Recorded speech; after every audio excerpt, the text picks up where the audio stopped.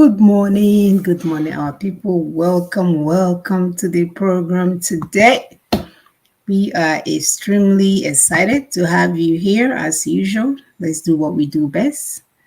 Click the notification button, click the like button, subscribe, all the little things that we need to do to get this across to our people. Do your best. We appreciate you showing up today. We keep reminding you all that you are a stakeholder in this movement. So do not be a spectator. Don't sit around and say, oh, I have a business plan.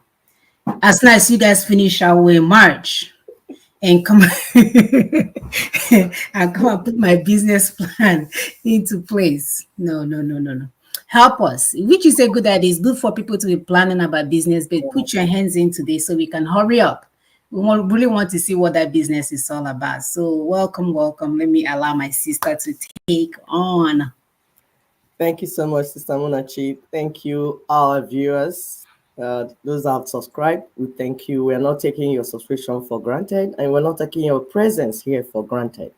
And if you're seeing this video for the first time, please hold on, watch till the end so that you understand how we're putting things in perspective and you will have a better understanding of everything going on in Africa. My name is Ekwi, and that's Ekutosina.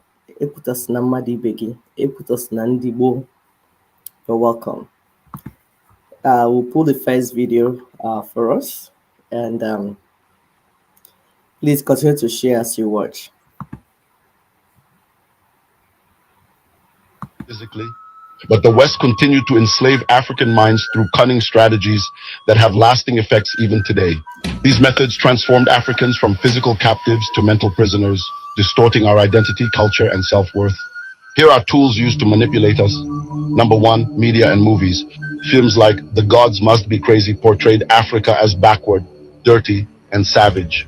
These depictions were designed to make Africans ashamed of their heritage and believe that Western ways were superior. The media, controlled by Western powers, reinforced these stereotypes, shaping global perceptions of Africa and even influencing how Africans saw themselves. Number two, religion as a tool of control. The introduction of foreign religions taught Africans to fear rebellion and submit to authority, weakening the spirit of resistance. Instead of empowering people, these religions often promoted passive acceptance of oppression, teaching that suffering was virtuous and rebellion was sinful. Number three, education systems. Colonial education systems taught Africans that their history and cultures were inferior. By erasing or distorting African history, they created generations of people disconnected from their roots and dependent on Western knowledge and approval. Number four, economic dependence.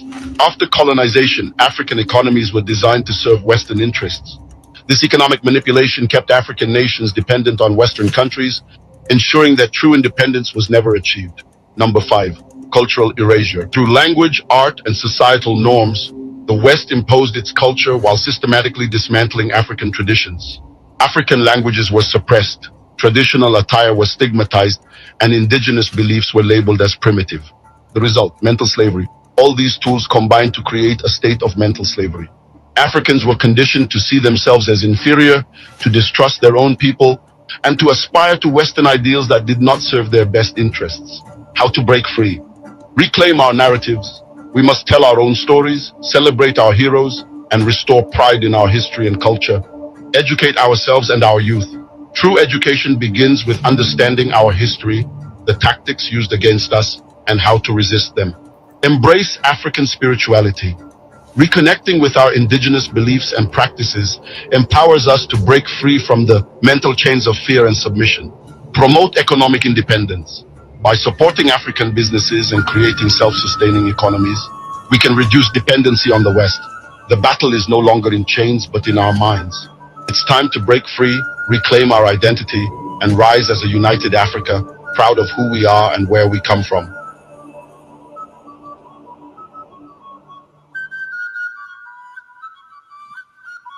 There goes that song that brings my spirit back.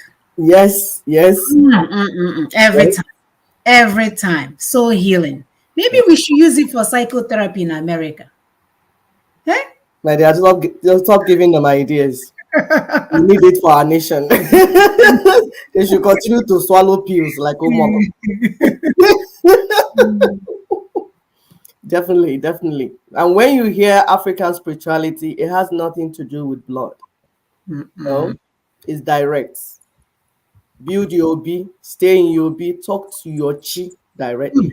You don't need to use anything to appease your chi. Your chi is not angry with you, he's at peace with you. You're just the one not talking to your chi. Talk to your Ekekerowa, the one that made you and made you an indigenous person. Talk to him directly. Through the show, we'll give you more information about on this.